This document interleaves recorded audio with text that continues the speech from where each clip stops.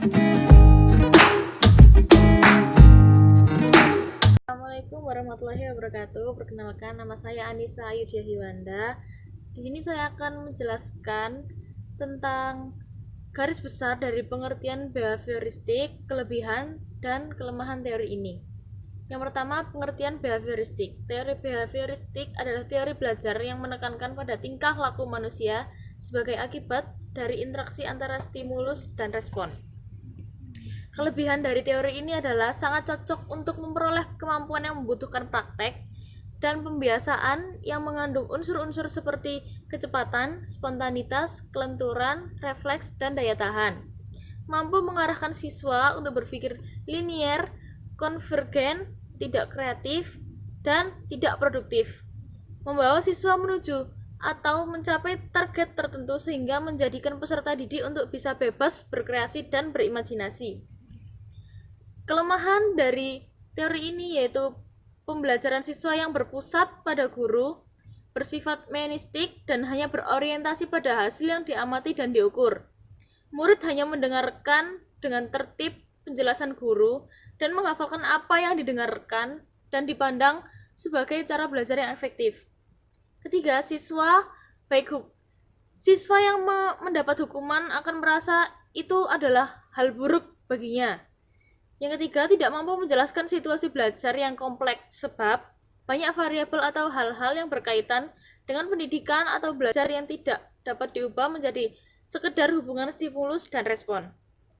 Tidak mampu menjelaskan alasan-alasan yang mengacaukan hubungan antara stimulus dan respon ini dan tidak dapat menjawab hal-hal yang menyebabkan terjadinya penyimpangan antara stimulus yang diberikan dengan responnya.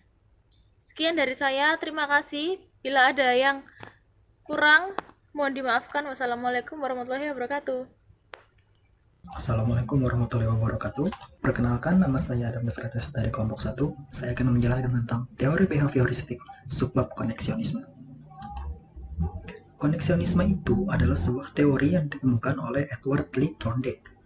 Teori ini berpandang bahwa proses pembelajaran pada suatu individu terjadi dengan cara mencoba-coba atau membuat kesalahan, atau bisa disebut juga trial and error.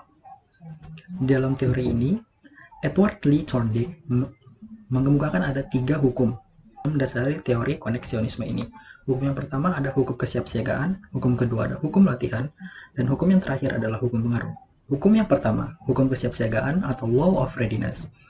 Thorndike berpendapat bahwa kesiapsiagaan adalah suatu hal yang krusial atau penting untuk seorang individu dalam memulai pelajaran, karena jika dia belum siap untuk memulai suatu pembelajaran, maka individu tersebut tidak akan bisa menghasilkan pembelajaran yang baik. Hukum yang kedua adalah hukum latihan atau law of exercise. Hukum ini berpendapat bahwa suatu kegiatan dilakukan secara berulang-ulang akan menghasilkan sebuah hasil yang baik.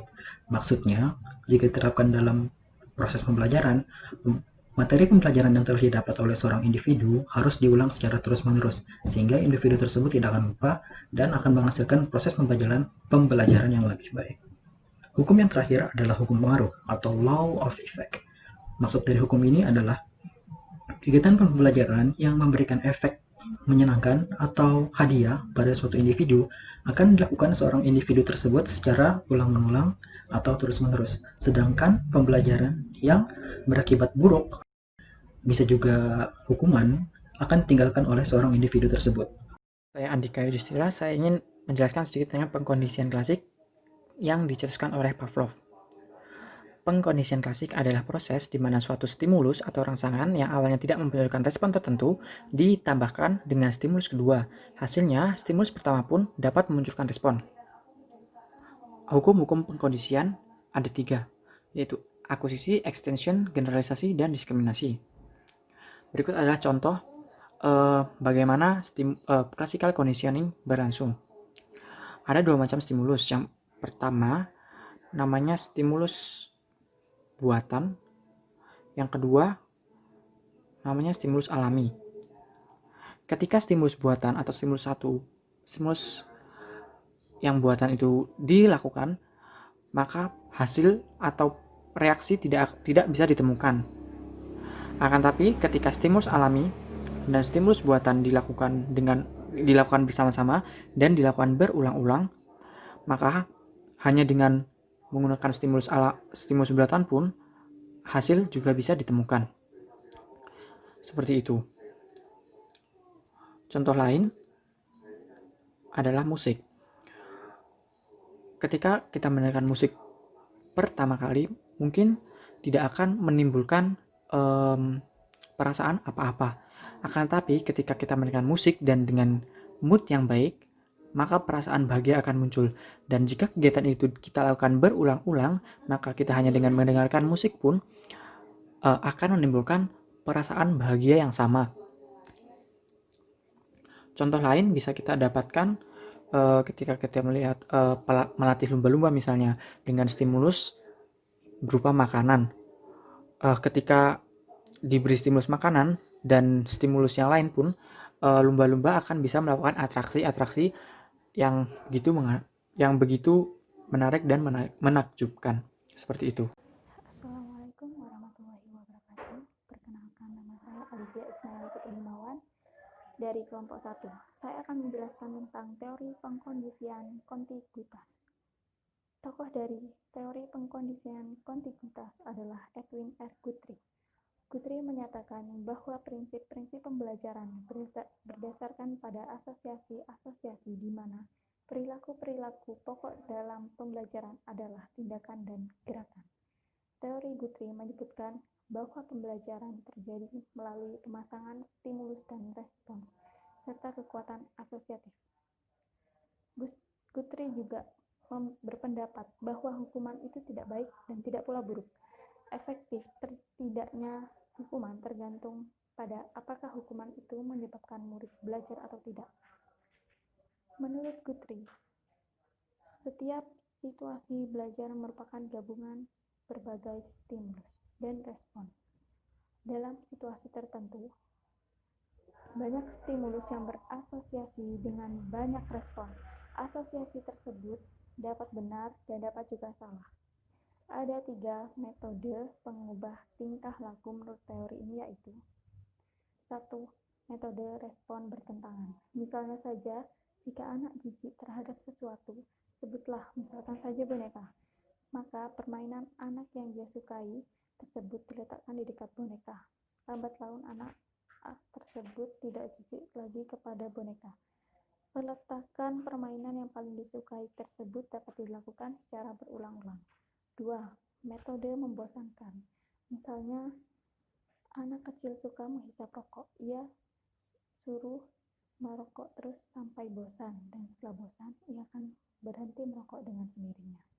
3. Metode mengubah lingkungan.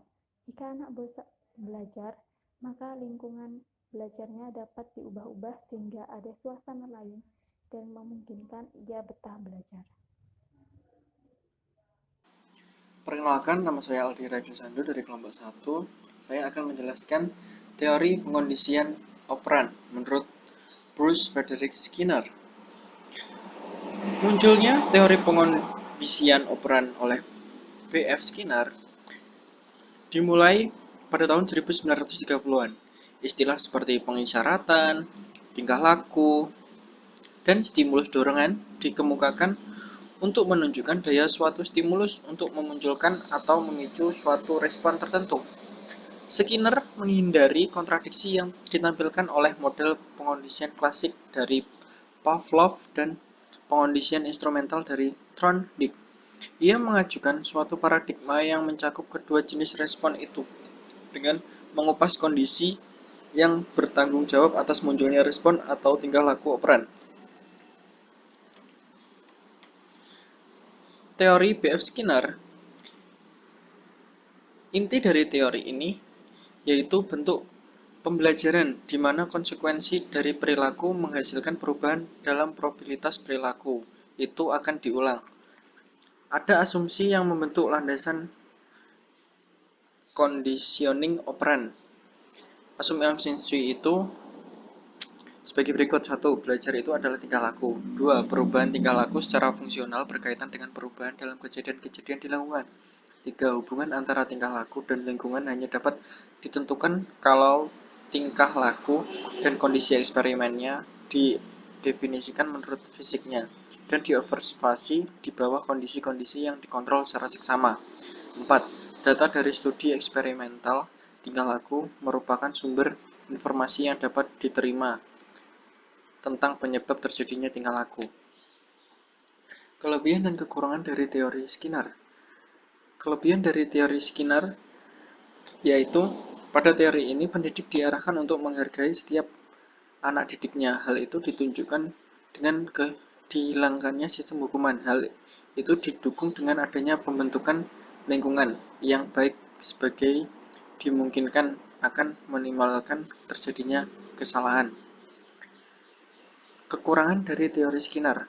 Beberapa kelemahan dari teori ini berdasarkan analisa teknologi Margaret EBG 1994 adalah 1. Teknologi untuk situasi yang kompleks tidak bisa lengkap sehingga analisa yang berhasil bergantung pada keterampilan teknologis. 2. Sulit diterapkan pada tingkah laku kompleks sebagai ukuran peluang kejadian. Di samping itu pula, tanpa adanya sistem hukuman akan dapat membuat anak didik menjadi kurang mengerti tentang sebuah kedisiplinan. Hal tersebut akan menyulitkan kegiatan belajar dan mengajar.